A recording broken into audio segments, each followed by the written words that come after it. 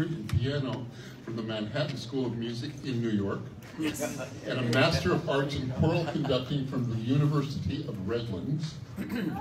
He spent 5 seasons as the pianist and music director for Mikhail Baryshnikov and the White Oak Dance Project, touring the US, Canada, Europe, South America, and the Middle East. His theater credits as a pianist or composer include the Old Globe Theater, Arizona Repertory Theater, North Coast Rep, and numerous composition projects for the Globe's MFA program. He is currently the Director of Education and Community Engagement for San Diego Opera. He is currently the retired Director of Education. He retired from the position. And are you still the host of Opera Talk with Nick Reveles? No, unfortunately. He's not, okay. On UCSD TV. They couldn't fund it. They couldn't fund it. Oh. But you still composed 3 operas, right? Yeah. I finished number 4. And he's finished number 4. We'll ask him about that. The first 3 were The Sleeping Beauty and Rumpelstiltskin for the San Diego Opera Ensemble, and that's 2 operas, and Sextet for Diversionary Theater, on which he is on the Board of Trustees, I just found out tonight. And as many of you know, he's been lecturing regularly for San Diego Opera since 1977 or 78, which is 1 or 2 years after I started San Diego Repertory Theater. So we've both been around for a while. We're the old guys. We're the old guys. Thank you, Nick, for coming. You're welcome. My first question is, I've been fascinated by this, an acronym called GOAT, the greatest of all time. Usually it's applied to Tom Brady, but in this case, we'll talk about classical music. I'm just curious where you think Beethoven falls in the greatest of all time composers conversation. Well, that's pretty easy. I mean, he's up there. Yeah. 1 or 2, maybe 3, depending on. I'm speaking for myself. Yes. Depending on how I feel about any given composer at any given time. But through much of my life, because I've been a pianist my whole life. I mean, I've been a practicing pianist since I was 4, and that's a long time ago. A real piano. Yeah. Well, I started out with a toy piano, but then slowly graduated. But yeah, I mean, I've had my tussles with Beethoven. Beethoven was one of the major composers in my doctoral work. I played the Waldstein Sonata on my first doctoral recital, and I played the 4th Concerto, the Concerto in G major, for my doctoral program. And prior to that, this is sort of interesting, when I was at USD on music staff, my former teacher, Ilana Meisior, said, because there were 3 pianists on faculty, myself, Ilana, and Michael Bade, and she said, why don't we do all 32 of the Beethoven sonatas over the course of the year, of the academic year? And Michael and I sort of looked at each other and went, I don't know about that. Why would you say that? Who decides who plays what? All right. And I was scared to death. Oh my God, I know I'm going to get it. And by God, yeah, there are 32 of them. And Ilana did 11, Michael did 11, and I did 10 of the sonatas because they gave me the Hammerklavier sonata to play. Okay. Opus 106, which is one of the most difficult sonatas, not only in the Beethoven literature, but in all piano literature. So I said, thank you so much. I'm really looking forward to this. It was like, but they did give me some easier things to play. But I mean, over my career, I've performed publicly 3 of the 5 piano concertos and about 20 or 21 of the sonatas, lots of the chamber music. So I've got to say that I know Beethoven from the inside out. I wouldn't say that I know him inside out, but from the inside of the music, how the music works, what makes it tick, what makes it a successful performance of Beethoven. And it ain't easy. But yeah, I mean, to answer your question, that's sort of a long way of getting about it, but he's got to be one of the top 2 or 3 in my list of greatest composers. And of course, who would the other 2 be?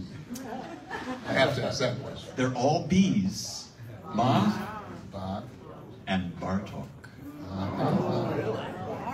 I grew up on Bartók. I grew up in a family that had recordings of then contemporary composers like Shostakovich and Prokofiev and Bartók and Stravinsky.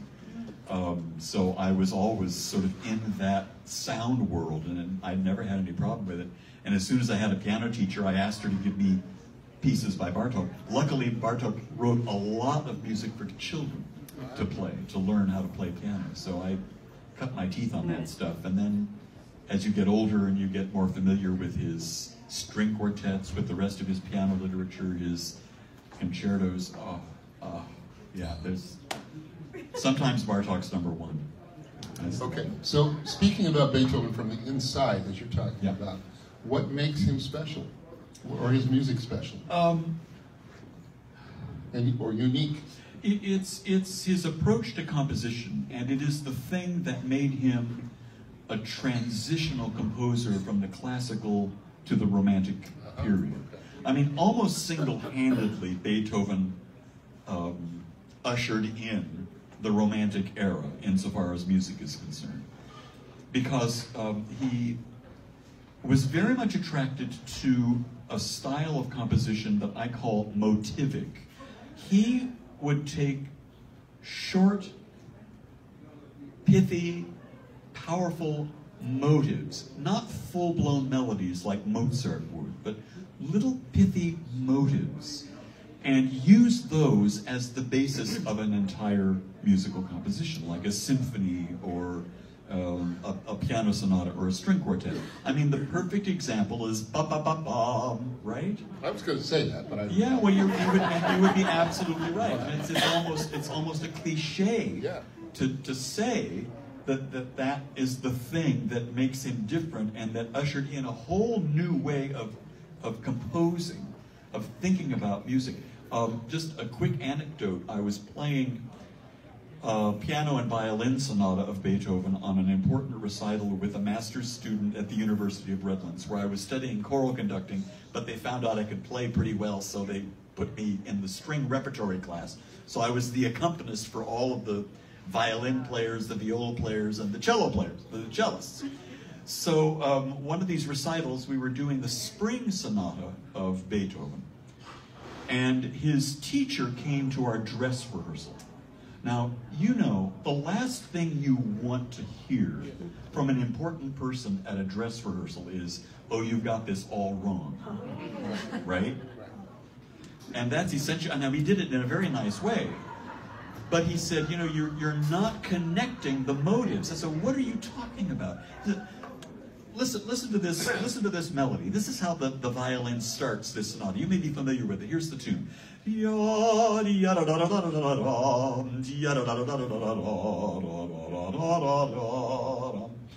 most recognizable thing in that melody is that right? Well, that little motive and that rhythm appears all the way through the sonata and connects the piece. It gives it unity. And I'd never really thought of that before. So, I mean, thank goodness he did say something. It was a kind of a scary performance, because to discover something important like that and then try to make it happen in a live performance on the spot is quite a challenge. But it sure taught me that, oh my God, of course, it's everywhere. And it ties the piece completely together. And of course, the challenge is not to play that little motive, that little figure, the same way every time. You've got to see it in context in each section of the movement that it's being used, or the section of the second movement or the third, wherever Beethoven decides to use this little idea. And you don't want to hit the audience over the head with it. You want it to be natural. You know, you don't want to go, yeah, ba-da-da-da-da-da-da, ba-da-da-da-da, you know, every time we have it.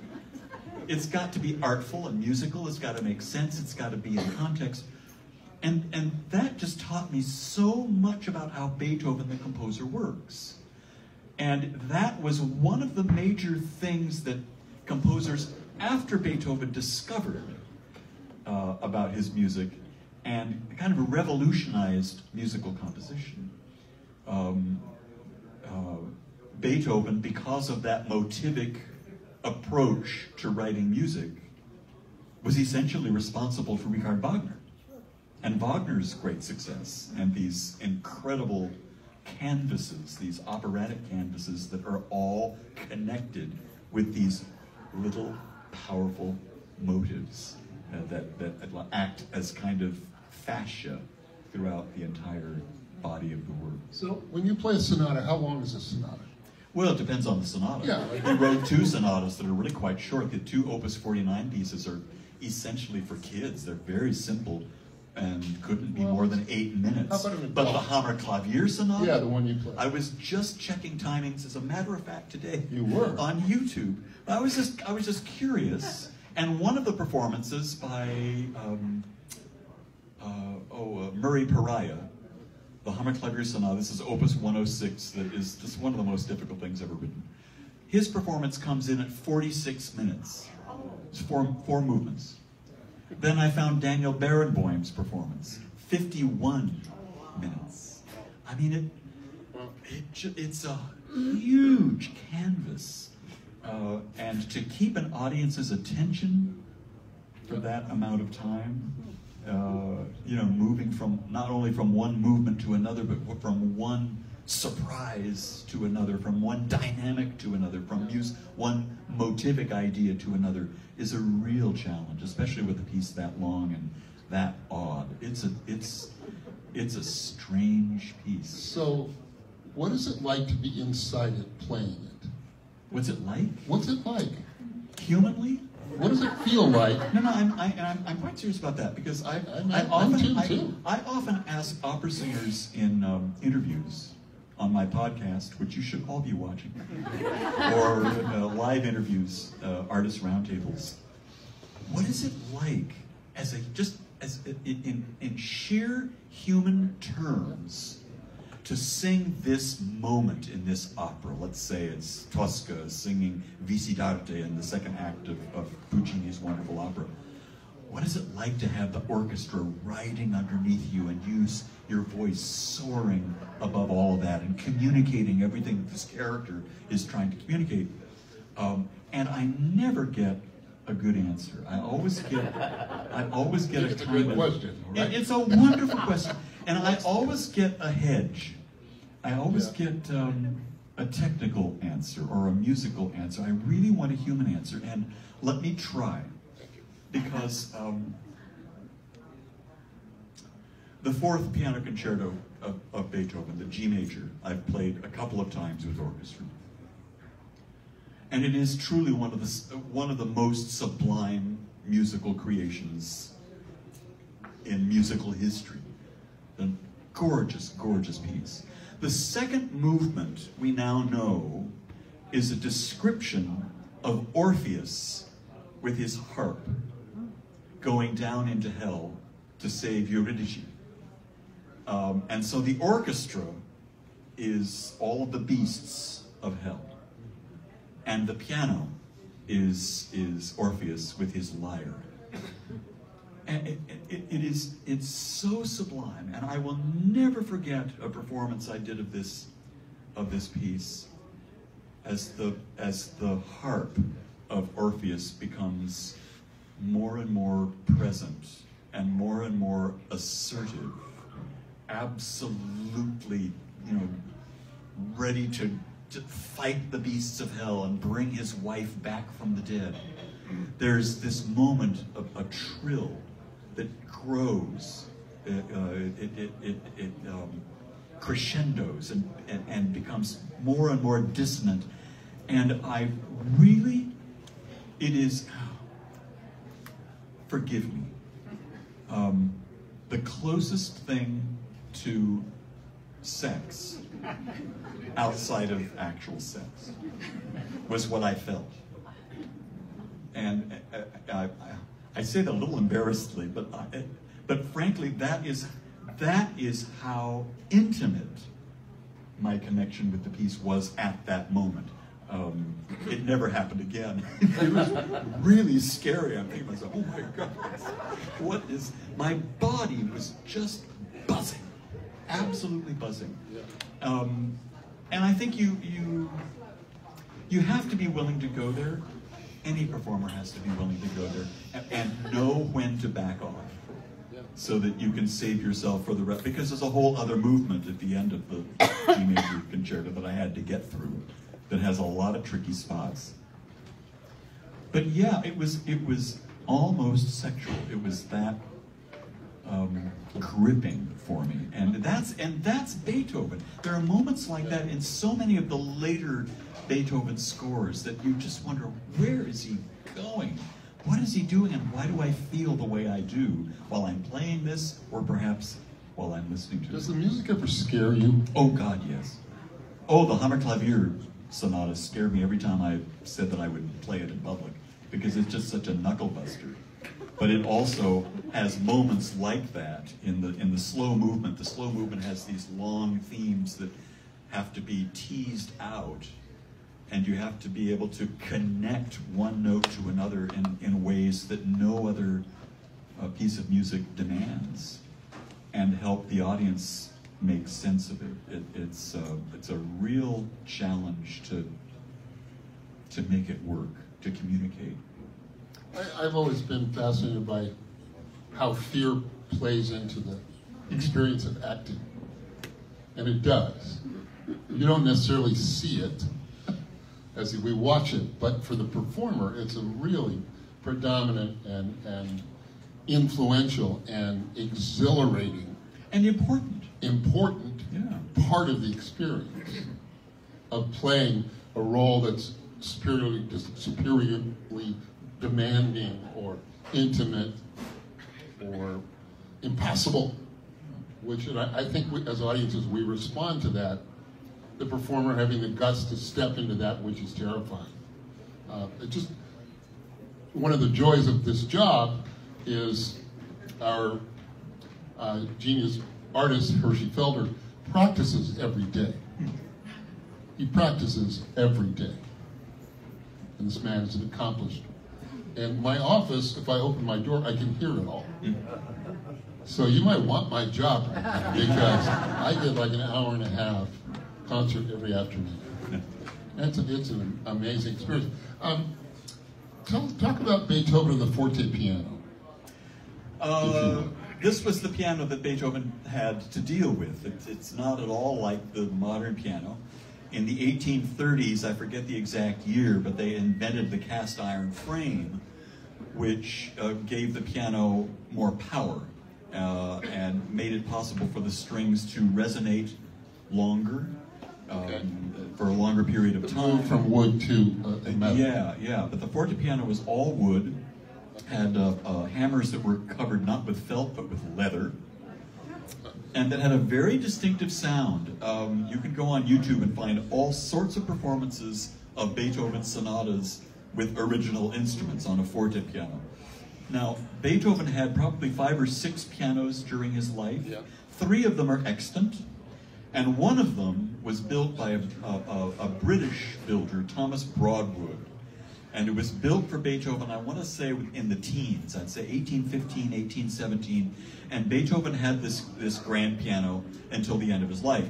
He was constantly demanding more from pianos as his hearing began to go, of course, being more assertive with his sound, but also demanding more notes.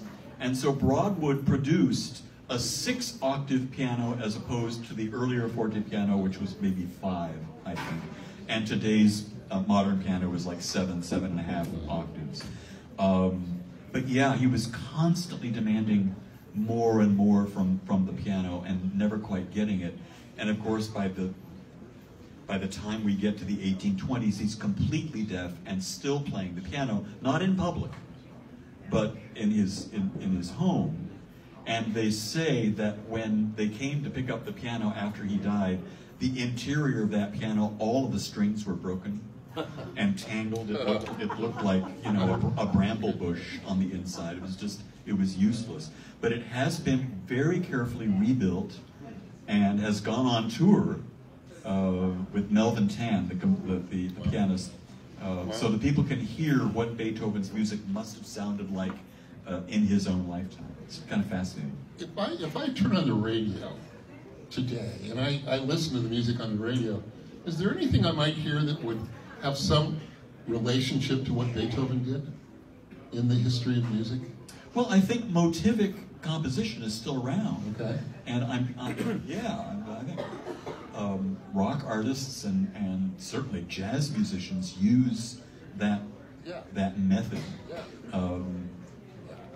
The 12-tone composers like Schoenberg, Berg, and Webern, they were all using motivic composition in a very strict way, theoretical way that sometimes doesn't make sense to us mortal listeners. But yeah, I think it's still around. I use it in my own compositions. I just finished my 4th opera, and I use a motive or 2 or 3 and to try and connect the story. You know, you attach it to a certain character or an emotion or an event. There's a murder in the opera, in your opera. In my opera, that is foretold by a rhythmic idea, and that rhythmic idea appears at certain judicious spots in the opera, just to sort of make a connection for the audience. The audience may never be aware that these compositional devices are being used, but I don't think you need to be aware of them. They work anyway. So if there's a motivic phrase of music, it's something that can be altered, right? It can change key. Exactly. It can change tempo a bit, perhaps. Yes. Dynamic. It can change pitches. As long as, you know, some of that original idea is still present. Yes. I mean, I directed the musical Fun Home last fall. Yes, and it was my wonderful. God, it was loaded with love what it. you're Oh talking yeah, absolutely. And Sondheim uses it all the time. Yeah. It's motivic. Yeah, so I go, wait a minute, I heard that 20 minutes ago in a different key. The back part of that, and here's the front part of that. Absolutely. And it just tied the whole thing together. You know, it just swept you along. We can thank Beethoven. Actually, his teacher, Haydn, he studied with Franz Joseph Haydn for 2 years. And his teacher was on the verge of using this kind of technique. You can see it incipient in some of his works, his string quartets particularly. But Beethoven just took it to a whole new level. So, you know, it's interesting in Beethoven's career, you can look at 3 very separate periods.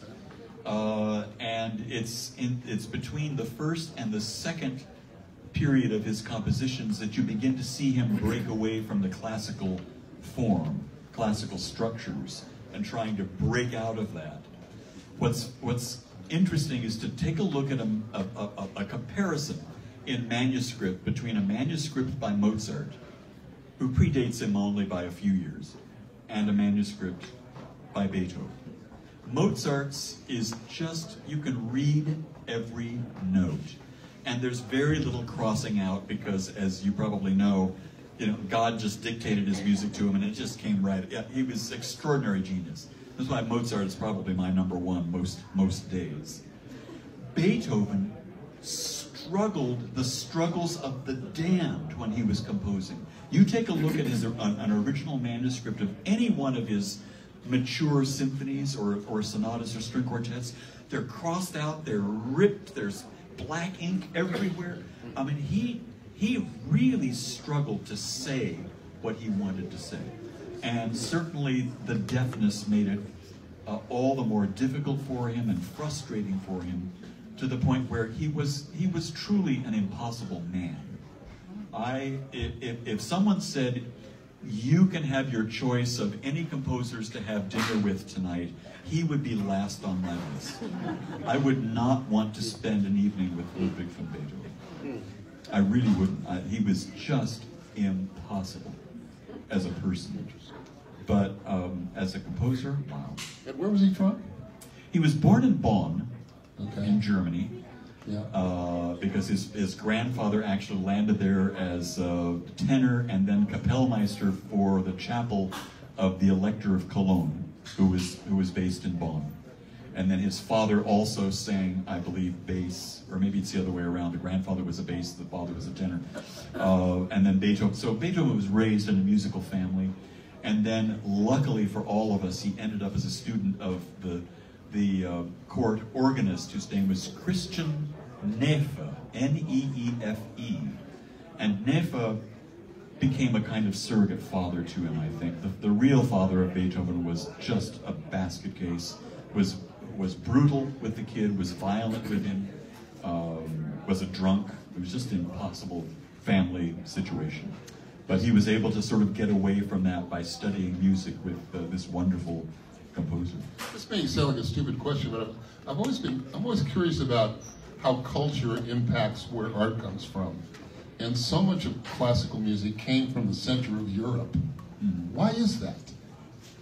Why is that? Why do we think about Vienna and Bonn, Germany and Austria?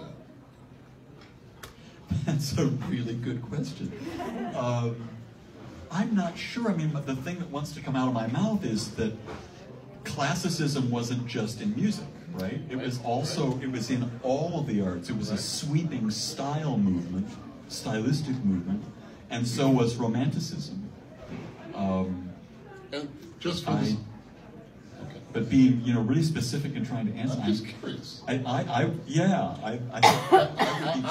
just said something that made me think of the, even to this day, the government support of the arts in that part of the world is incomparable to anywhere else. Yeah. And I wonder if that tradition of people being supported to make art by the wealthy supported the artist to make art and say, go compose. Go, we honor this as part of what we cherish as our society, if that had something to do with it. Well, that was true before Beethoven's time. Yeah. And Beethoven had a lot of friends who were dukes, archdukes, and princes. Yeah. And they did help support him. But he did not have a court position, ever, like his father did or like his grandfather did. He is often thought of as the first modern concert pianist, that he made his living early on. Oh, really? By touring? Was by touring all over Europe and by teaching the kids of the princes, dukes, and archdukes piano lessons. Yeah. He really, I mean, Mozart had a small position in court. He had a larger position in court when he was in Salzburg. But in Vienna, that kind of support was beginning to sort of go away. And Beethoven had to make his own way, and he sure did. I mean, he was constantly composing. And he did indeed make his living as a composer and as a practicing musician, not just as a composer, but also as a pianist. When you dream, do you dream any particular kind of music? No, but music will not leave my head. It's always there. I've been thinking about this a lot because when I was a kid, music used to wake me up, and I couldn't sleep because music was just constantly there. Earworms, you know, just would not leave. And I've never really gotten rid of that. And I think there are a lot of musicians, particularly composers, that happens to. The thing that's annoying for me is whatever is the last jingle of a commercial that I hear on TV is what stays. It's really horrible. It's an absolute curse. And then I have to turn everything off and meditate for a few minutes to make sure that it all goes away, so that it doesn't seep its way into my own work, right? My composition. Yeah. I've got to be kind of careful. How do you do that? You meditate to clear your head? Yeah. So you can listen to your Or own voice? I take a walk, or I play something on the piano that's totally, or improvise. Yeah. Or I look at, when I'm writing an opera or anything with a text, like a song, I'll look at the text, and text inspires me to come up with rhythmic and melodic ideas. Does the text come before the music? Always. The only exception to that is an interview I heard with George and Ira Gershwin that was recorded in the 30s, and they swore that the music came first, and I don't believe them. The only exception? You mean all the compositions over time? Yes. Have always started with text first? Yes. What? Yes. What? Yeah. Certainly an opera. In opera? Certainly in opera. Well, and in every piece of church music, my God, yeah, Really? you've got the Well, the text. The Sure. text has existed Sure, forever. sure, So sure. what else are you going to do? But yeah, I mean, I'll okay, 95% of the time. Well, whatever. But yeah, That's no, it's amazing. absolutely the text always comes first. The musician, the composer has to be inspired by something. If it's an opera, it's got to be by the story and by the text and the drama underneath. Oh, absolutely. Yeah. Yeah.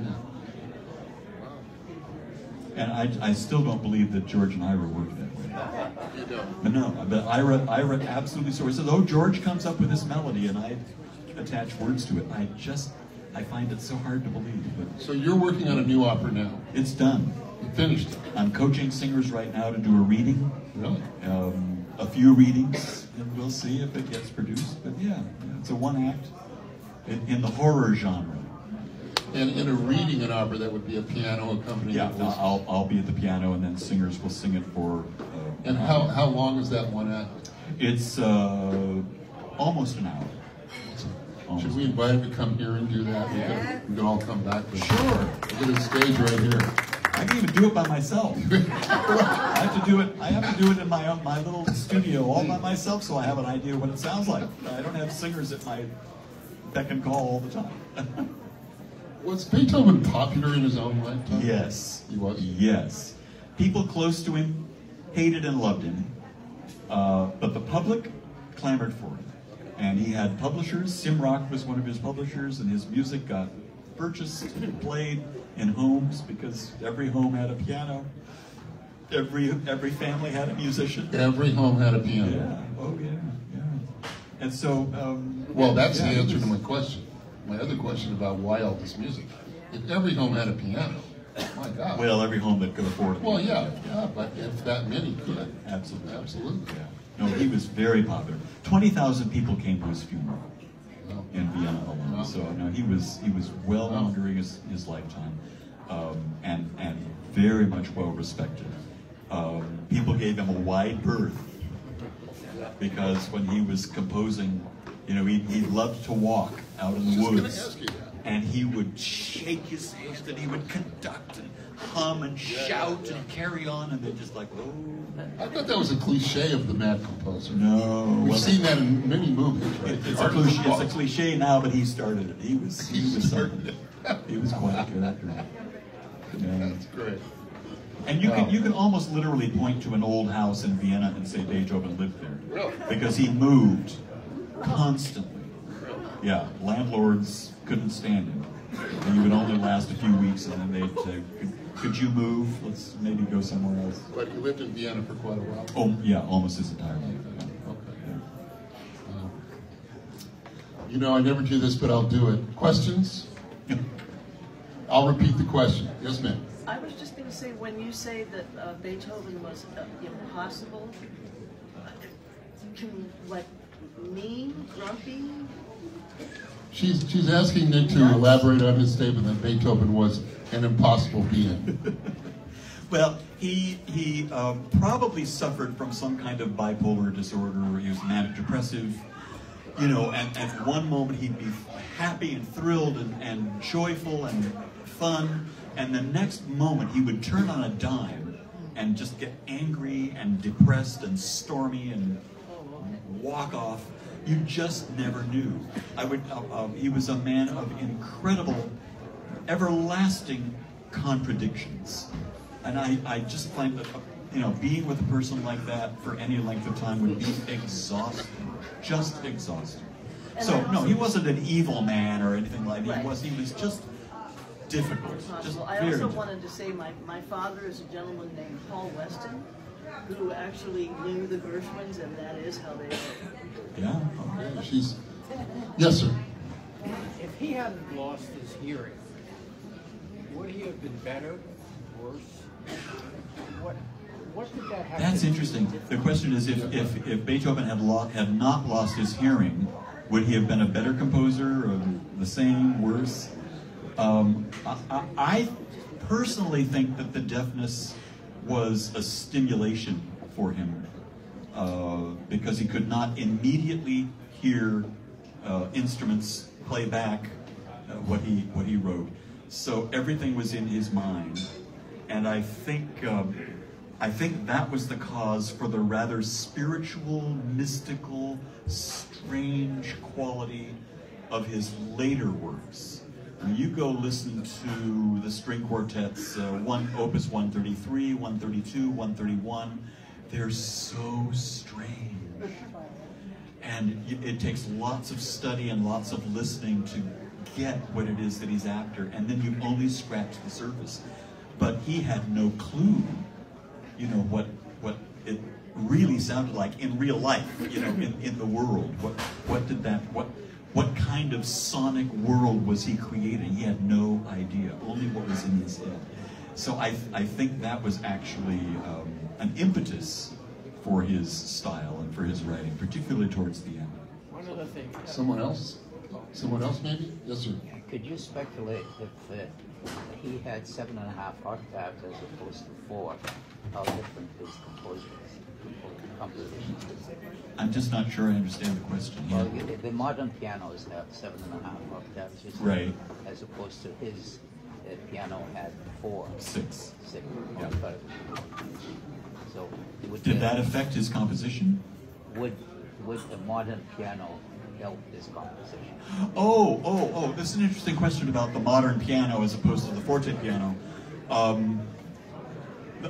The sound of a Beethoven sonata on a Forte piano that he was familiar with is a completely different sonic world than the world of a Beethoven sonata on a modern piano. It's like comparing apples and oranges. It's almost like it's not the same composition.